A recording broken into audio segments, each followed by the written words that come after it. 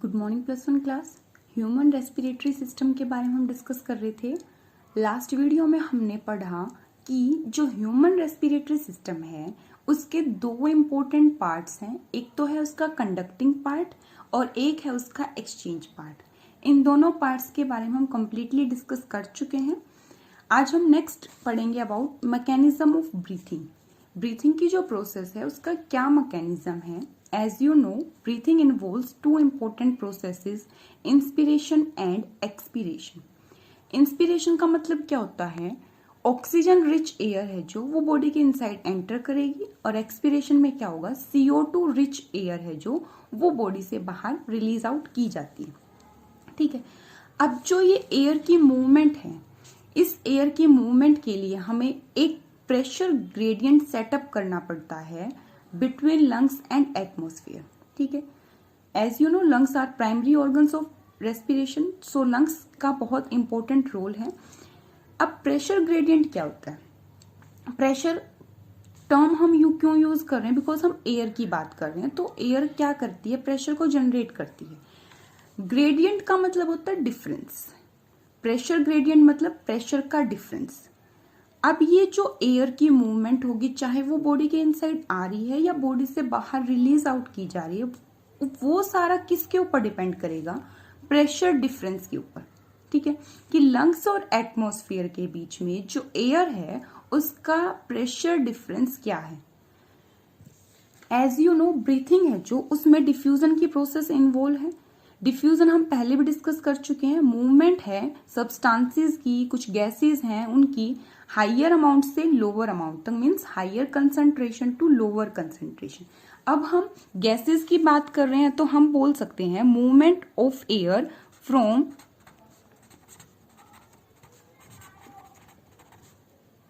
Higher pressure to lower pressure. ठीक है, higher pressure से लोअर प्रेशर की तरफ हमें क्या करना है? मूवमेंट करनी है, और इस मूवमेंट को हम बोलेंगे डिफ्यूजन। ठीक है, अब ये जो मूवमेंट है ये किसके बेसिस पे है? प्रेशर ग्रेडियंट के बेसिस पे, मतलब प्रेशर का डिफरेंस हो। जब कभी भी हाई प्रेशर रहेगा एक सेल के पास, तभी दूसरी सेल जिसका लोअर प्रेशर था उस तक मूवमेंट हो सकती है गैसेस की। ठीक है, सेम ऐसा ही केस किसका है? लंग्स का, एंड जो हमारा एटमॉस्फेयर है उसका। अगर लंग्स में एयर का प्रेशर कम होगा तब तो एटमॉस्फेयर की एयर लंग्स में एंटर कर पाएगी। ठीक है, अगर लंग्स में एयर का प्रेशर ज्यादा होगा, मान लो CO2 रिच एयर की बात करें हम, तो CO2 का प्रेशर जब लंग्स में इंक्रीज होता है तब लंग्स से CO2 एटमॉस्फेयर में रिलीज आउट कर दी जाती है। ठीक है, सो हमें लंग्स और एटमॉस्फेयर के बीच में क्या क्रिएट करना है? प्रेशर ग्रेडियंट, मतलब कि प्रेशर का डिफरेंस। एक जगह प्रेशर हाई होना चाहिए किसी गैस के लिए, और एक जगह प्रेशर क्या होना चाहिए? लो होना चाहिए, तभी ये मूवमेंट हो पाएगी higher pressure to lower pressure, जिसको हम डिफ्यूजन बोलेंगे।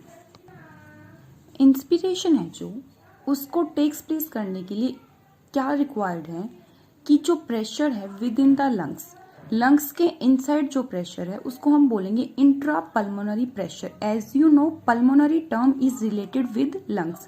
ठीक है, तो जो इंट्रा पल्मोनरी प्रेशर है वो लेस होना चाहिए, कम होना चाहिए एटमॉस्फेरिक प्रेशर से, ताकि जो एयर है वो लंग्स के इनसाइड एंटर कर पाए, मतलब कि हाइयर प्रेशर से लोअर प्रेशर की तरफ मूवमेंट हो पाए। अब जब लंग्स के अंदर प्रेशर कम है, मतलब कि intra pulmonary pressure is low, उसके लिए हम एक टर्म यूज कर सकते हैं नेगेटिव प्रेशर। ठीक है, जहां भी प्रेशर कम होगा तो वहां पे हम क्या बोलेंगे? नेगेटिव प्रेशर है। सो इंट्रा पल्मोनरी प्रेशर लेस है, कम है, मतलब लंग्स के इनसाइड का जो प्रेशर है वो कम हो चुका है। इसका मतलब है लंग्स अब किस स्टेट में है? नेगेटिव प्रेशर की स्टेट में है, और जो एटमॉस्फेयर है वहां पे प्रेशर क्या है? हाई है, मतलब कि एटमॉस्फेयर पॉजिटिव प्रेशर की स्टेट में है। ठीक है, अब एटमॉस्फेयर का प्रेशर हुआ हाई और लंग्स का, मतलब कि जो इंट्रा पल्मोनरी प्रेशर था वो हो गया लो, मतलब कि नेगेटिव प्रेशर है। सो इसीलिए जो एयर है वो कहाँ जाएगी, हायर प्रेशर से लोअर प्रेशर की तरफ मूव करेगी, मतलब कि इनसाइड द लंग्स एंटर कर जाएगी। ठीक है, अब हम एक इम्पोर्टेंट लॉ डिस्कस करेंगे, बॉयल्स लॉ। बॉयल्स लॉ क्या बता रहा है, pressure is inversely proportional to volume. ठीक है, जब भी प्रेशर इंक्रीज होता है तो वॉल्यूम उस केस में क्या चाहिए, हमें कम चाहिए। जितना आप वॉल्यूम को बढ़ाते जाओगे उतना ही प्रेशर क्या हो जाएगा, कम होगा। So according to Boyle's law pressure is inversely proportional to volume. ठीक है, मान लीजिए हमारे पास ये कंटेनर है, ठीक है, और इस कंटेनर में ये कुछ मॉलिक्यूल्स हैं गैस के। ठीक है, अब ये जो गैस के मॉलिक्यूल्स हैं ये इस कंटेनर के ऊपर क्या लगा रहे हैं, प्रेशर लगा रहे हैं। ठीक है, अब मान लीजिए इतने ही गैस के मॉलिक्यूल्स को एक बड़े कंटेनर में ट्रांसफर कर दिया जाए। ठीक है, गैस के मॉलिक्यूल्स उतने हैं, सिर्फ हमने कंटेनर की वॉल्यूम इंक्रीज कर दिया, मतलब कि उसका साइज इंक्रीज हो गया।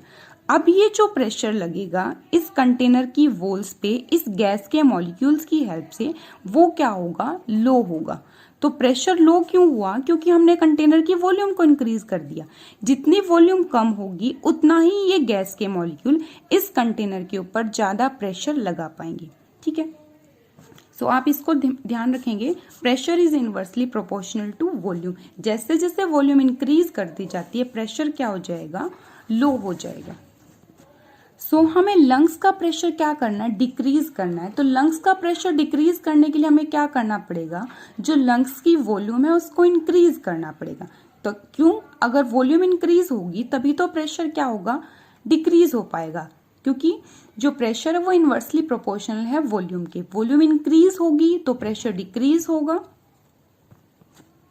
अब हम लंग्स का जो प्रेशर है उसको कम करने के लिए वॉल्यूम है जो लंग्स की इंक्रीज कर रहे हैं। लंग्स की वॉल्यूम इंक्रीज कैसे की जा सकती है, जो थोरेसिक चैम्बर है, मतलब कि जहां पे हमारे लंग्स लोकेटेड है वहां की जो वॉल्यूम है उसको हमें इंक्रीज करना पड़ेगा, उसका साइज इंक्रीज करना पड़ेगा।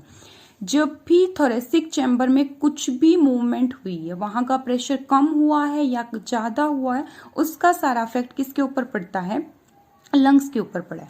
ठीक है, अब कुछ मसल्स हैं जो कि ये प्रेशर ग्रेडियंट, प्रेशर का डिफरेंस क्रिएट करने में हेल्प करती हैं। एक तो होता है डायफ्राम। डायफ्राम आप समझते हैं, लंग्स के नीचे जो एक मसल प्रेजेंट है डोम शेप स्ट्रक्चर में, उसको हम बोलते हैं डायफ्राम। दूसरा है हमारे पास इंटरकोस्टल मसल्स। ठीक है, इंटर का मतलब होता है बीच में, कोस्टल का मतलब होता है रिब्स। ठीक है, सो ये हमारी रिब्स है। तो रिब्स है जो उनके बीच की जो मसल्स होती हैं, ये एक रिब ये दूसरी रिब, इनके बीच में जो मसल्स हैं उन मसल्स को हम क्या बोलते हैं, इंटरकोस्टल मसल्स। और जो इंटरकोस्टल मसल्स हैं वो भी क्या करती है, प्रेशर को इंक्रीज और डिक्रीज करने में हेल्प करती हैं। इंटरकोस्टल मसल्स दो टाइप की होंगी, एक्सटर्नल इंटरकोस्टल मसल्स और इंटरनल इंटरकोस्टल मसल्स। ये क्या है, देखो,